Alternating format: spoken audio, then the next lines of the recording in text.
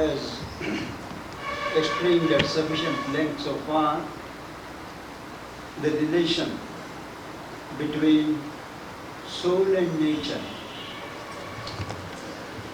very exhaustively, that they are not two alien entities, but that nature is a power of the soul.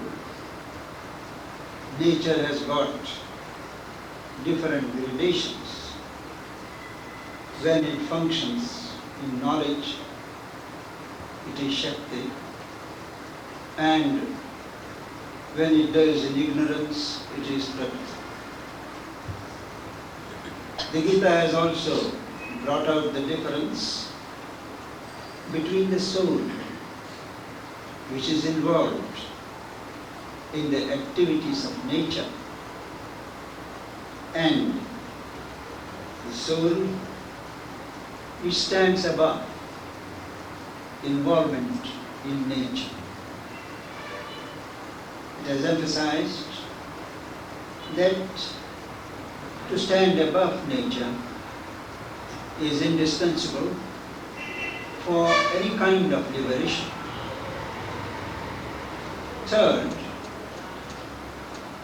it points out repeatedly that once you start disentangling yourself, disengaging yourself from the compulsive activities of nature, you withdraw and you find your status in an impersonal reality, what you call impersonal Brahman, and stay in that calm, that peace, which means there is no pull to participate in the activities of nature.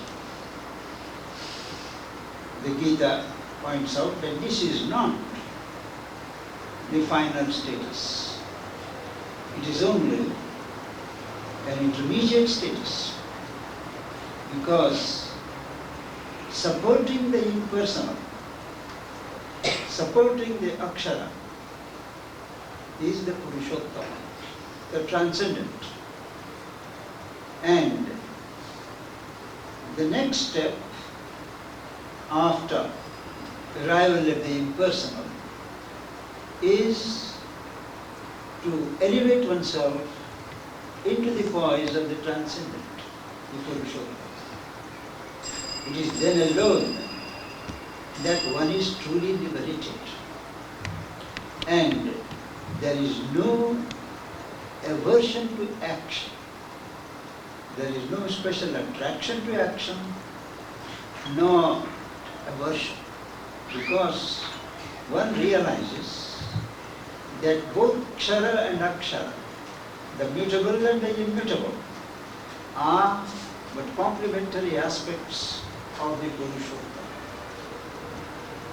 It is only when you arrive at this status of the Purushottama that your nature has got sufficiently purified, sufficiently sterilized, sufficiently disengaged to put on the nature of the Lord.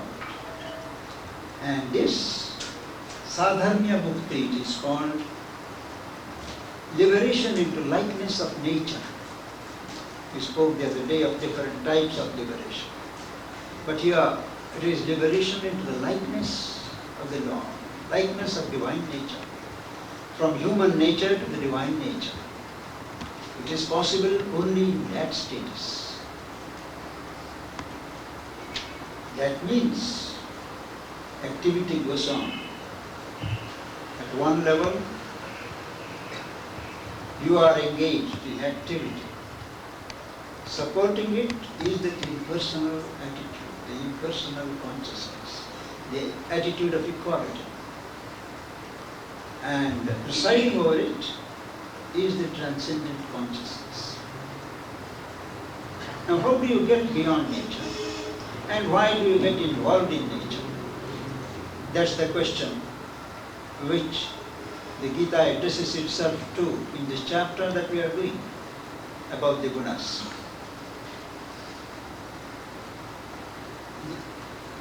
Nature, Prakriti, functions through its modes. Modes means qualities. It is the qualitative action that keeps the nature moving and going. And the knot which keeps that activity is the knot of ego, driven by desire. But both ego and desire have to act through these modes of nature, which are the qualities of nature. Sri Aurobindo makes an observation in this context that the physical science of today, they give importance to quantity of things, quantity of atoms, quantity of molecules, all that. But the ancients of India, they gave more importance to quality. And he observes that it is the qualitative action that is more important, more decisive than the quantitative. Things, number of things, same number of things, combined in a different way, they have different results. That is because of a qualitative difference. The quantity is the same. So he says that it's not that the ancients did not recognize the importance of quantity, and he cites the importance they gave to matra, the quantity in meter, in poetry. But to them, to the ancients, quantity related to the objective side of things, quality related to the idea and the subjective side of things, which is more important. The objective, after all, translates into action what the subjective ideas, what the subjective conceives and puts forward. So it is the quality that is more important. And what are these qualities? There are three. The quality of inertia, lethargy, immovability, that is called tamas. The quality of obscurity, darkness and ignorance. Then there is the quality of movement, dynamism, action. That is the kinetic energy, that is rajas. And third is the quality of balance, of light, of a certain harmony, not being driven. Now these three qualities, which we categorize as sattva, rajas and tamas, they are never found single. It is only for sake of understanding that we say this quality, and this. But everywhere they are mixed, they are interlinked. And that is the design of nature. Because the concurrent action of all the three is necessary for the purpose of nature. Now let us analyze. Tamas, we said, is resistance to movement.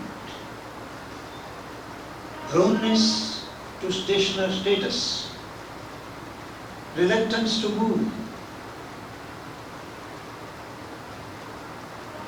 preference to stick, to stagnate in ignorance, in darkness means ignorance, never to move.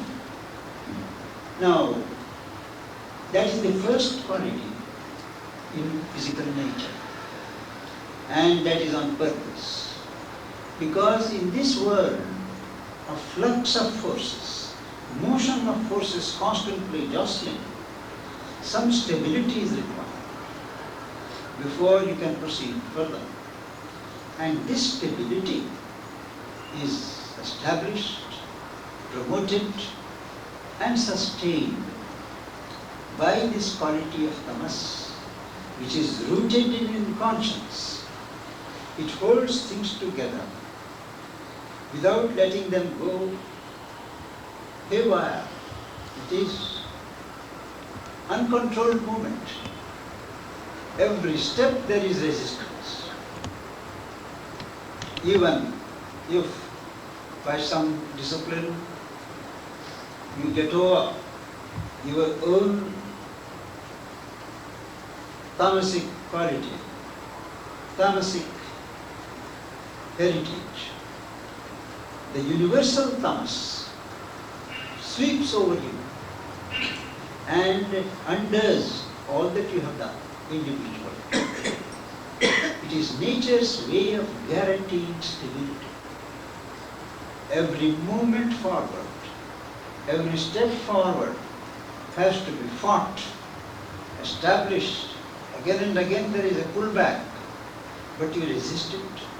And it is only that when there is a condition of security that you can say you are stable and ready enough to go to the next step. So this quality of tamas, inertia, darkness, is indispensable. Granted that it is indispensable, can we stay shut in it? Nature will not allow it. Opposed to tamas, nature has the operation of another quality, and that is force. Force of movement, force of drive, force of adventure, and desire is the motive force. And that desire also organizes itself around ego. Ego is, you can say, the driving force or the motivating force at the mental level, desire at the vital level. And in that axis, both together, keep things moving. They fight against tamas. Tamas tries to pull them down, but rajas has always a drive. At times, rajas is followed by tamas. Many times, rajas suppresses tamas, and the element of desire pushes on, and you get over tamas, not that you conquer tamas, but you neutralize tamas to the extent of getting freedom to assert your movement, your kinesis, and that is rajas. This constant warfare between tamas and rajas, everywhere that is. Nature has a way of balancing them, of harmonizing them. So the more one evolves, the more one emerges into some sort of order, there is a periodical balancing. Now tamas is more, now rajas is more. On the whole, there is a working balance, and the mind falls into a kind of receptivity, a kind of light, openness to light. So, that is the sattva. Now, each by itself does not exist by itself. There is a continuous interaction, pressure of one over the others. And normally, nobody is only tamasic, only rajasic, or only sattvic. There is an interaction, as we said, an interplay, and it depends upon one's moods. Actually, the moods also are influenced by which quality is preponderant at that time. And in the ancient system, this qualitative action is ascribed not only to the humans, but even to the gods. The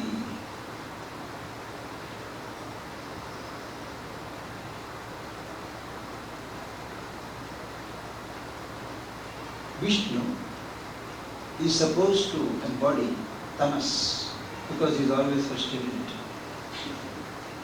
Brahma, the creator, has to move in dynamism, so he is rajas.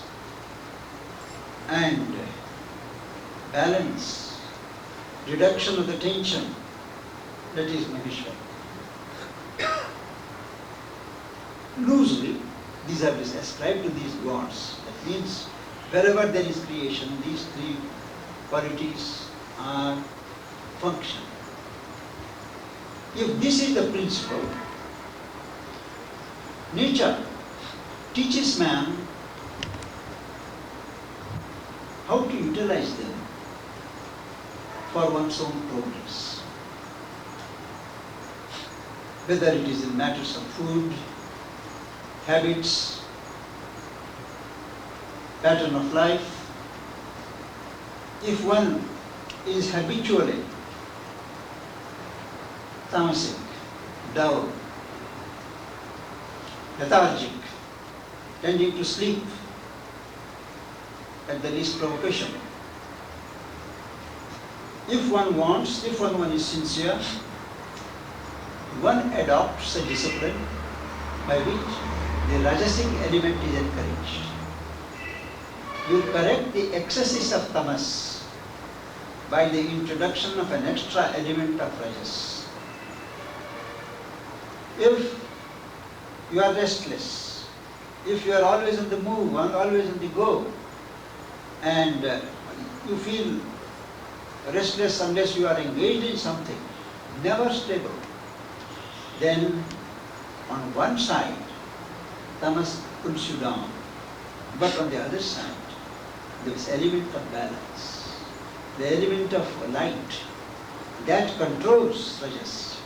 So one does undergo a discipline to expose this restless activity to the light of the mind, to the action of sattva. So one has to have an intelligent combination at varying stages of life of these three modes. Having said that, having known that these three modes constitute the entire operation of nature, does it mean that the soul is always destined to be enslaved to the action of these gunas? The Gita says, no. You withdraw, as we said, and only observe the action of the gunas.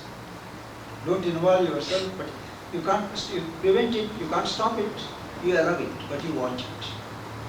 And in act, witnessing and observing is the first step to detaching yourself. Thereafter, activity goes on, no doubt, because action is a law of life. But you have that awareness that what is working is the action of the gunas and not you yourself. On the surface of your being, the gunas go on working. You have arrived at a stage when you can separate your soul or consciousness from the inevitable action of the gunas. Naturally, you stand aloof. You don't take interest. But that's only an intermediate station. Supporting these witness position, supporting the impersonal reality, the impersonal self, is the Lord, the Purushottam. And how do you get there? First, you abandon the fruits of works, because you are seeking and leaping towards the fruit is what makes you work. You abandon the fruits. Be indifferent. Let the will of the Lord